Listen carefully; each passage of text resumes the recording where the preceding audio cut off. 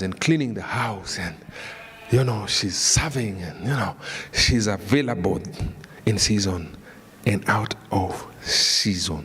The heart of stickability. Number 2, the heart of Mark is the heart that causes you to be useful.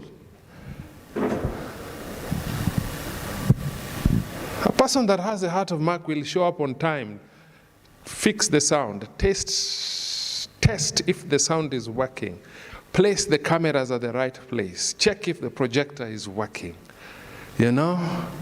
serve in season, out of season. And I learned that from my bishop. My bishop we were told how he would drive the spiritual mother and then go and drive the truck and pack equipments for the crusade. He's wearing a jeans and a t-shirt. In his bag he has a tie and a suit. After setting up the crusade ground and the platform is up, he gets underneath the platform and gets into a suit and a tie and starts the meeting. And then interprets for the mother. And then when the crusade is over in Uhuru Park, he goes back into his jeans and t-shirt to undo the platform. And then drive the truck and go and set up the equipment to store them in their rightful places. And on Monday, he'll be driving the kids to school. Then he will go and do his business. He was not being paid. And that's why even him, God gave him sons that could lay their lives down. Of course, apart from a few orangos, apart from a few orangos, God, orangos means rebels. I think it's a Ghanaian word for rebels, if I'm not wrong. Apart from a few orangos, Pastor Ken, God will always give you some loyal sons if you are loyal to your spiritual authority. So the Apostle Paul writes, and he says, only Luke is with me. Then he says, get Mark. Are you seeing it? Where is it? Take Mark. Give us another version. Maybe NKJV could be saying get.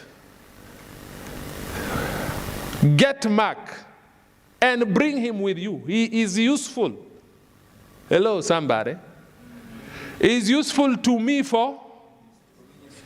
In other words, there are people who are not useful.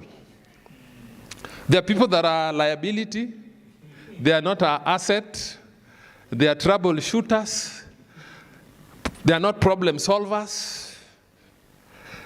The kind of counselings, I'm telling you, we need to stop taking our pastors through certain kind of counselings.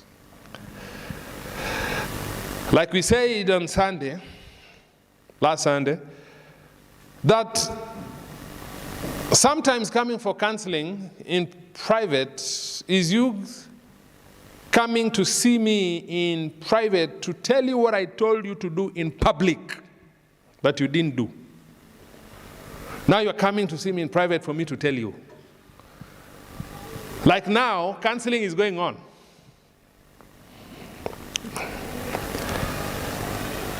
Number 3, we said you must have the heart of Hezekiah. The heart of Hezekiah.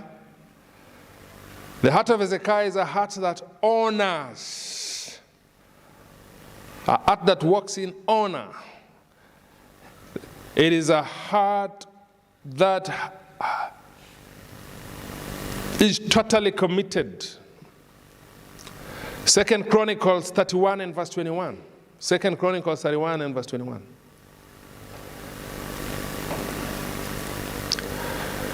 Second Chronicles, are you there? 31, 21. Please move a little bit fast.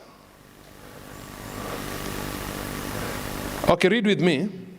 1, 2, read. And in every work that he began. Read loudly. Let's begin. And in every work in the law and in the commandment to seek his God, he did it with all his, so he Hezekiah's prosperity was hinged on service. He was totally committed in every work that he began. He was a finisher. He was not just a starter. You know, we have poor finishers. We have good starters, but poor finishers. He was a starter and he was a finisher at the same time. In every work that he began in the service of the house of God, whatever he did, in the law and in the commandment, to seek his God, he did it with all his heart, and so he prospered. In other words, there are things you do for the sake of the kingdom, there are things you do as you serve under your Father that positions you in a dimension. You walk in prosperity. Number 4, the heart of Timothy. The heart of Timothy is a heart that cares for God's people sincerely, just as the man of God does.